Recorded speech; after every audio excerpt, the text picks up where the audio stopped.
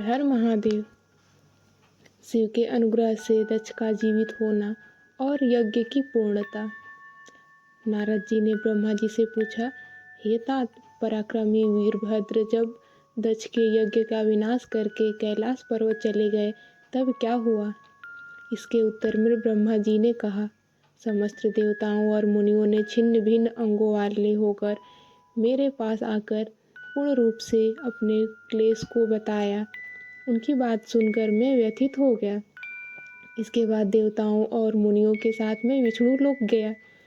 वहाँ मैं भगवान विष्णु की स्तुति करते हुए अपने दुख को बताया और भगवान श्री से प्रार्थना की कि हे देव, जिस तरह भी यज्ञ पूर्ण हो, यज्ञकर्ता दक्ष जीवित हों और समस्त देवता और मुनि सुखी हो जाए, आप वैसा कीजिए।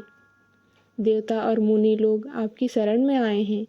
भगवान विष्णु बोले, हे विधे, समस्त देवता शिव के अपराधी हैं, क्योंकि इन सब ने उनको यज्ञ का भाग नहीं दिया। अब आप सभी लोग शुद्ध हृदय से भगवान शिव के चरणों में गिरकर उन्हें प्रसन्न कीजिए। इसके अनंतर विष्णु आदि सभी देवताओं ने कैलाश पर्वत पर विराजमान वट वृक्ष के नीचे बैठे हुए भगवान शिव जी का दर्शन किया और सभी देवताओं ने भगवान शिव के चरणों में प्रणाम किया। भगवान शंकर की विशेष रूप से प्रार्थना करते हुए देवताओं ने कहा, हे करुणा निधान, आप हम लोगों की रक्षा कीजिए। आप प्रसन्न होकर दक्ष की यज्ञशाला की ओर चलें।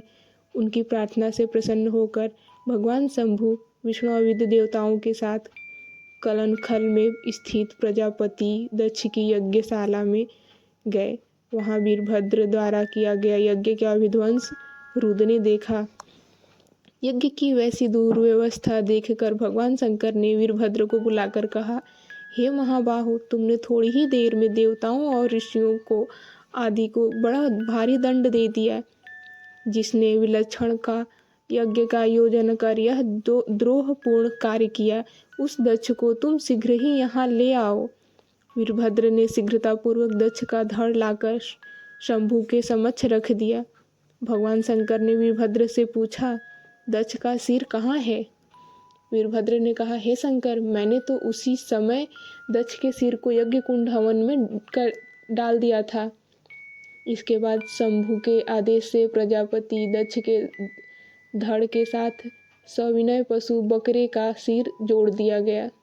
उस सिर के जड़ जुड़ जाते ही शंभु की कृपा दृष्टि से प्रजापति दक्ष तत्क्षण जीवित हो गए। शिव जी के दर्शन से तत्काल उनका अंतःकरण निर्मल हो गया। इसके बाद लज्जित होकर वे भगवान शंकर की स्तुति करते हुए बोले, हे महादेव, आपको मेरा नमस्कार है। मुझ पर कृपा कीजिए। आप मेरे अपराधों को क्षमा कीजिए। दक्ष प्रजापति की स्तुति से प्रसन्न होकर महादेव जी बोले, हे दक्ष, मैं प्रसन्न हूँ। मैं आपका ईश्वर हूँ और स्वतंत्र हूँ, फिर भी सदा भक्तों के अधीन रहता हूँ।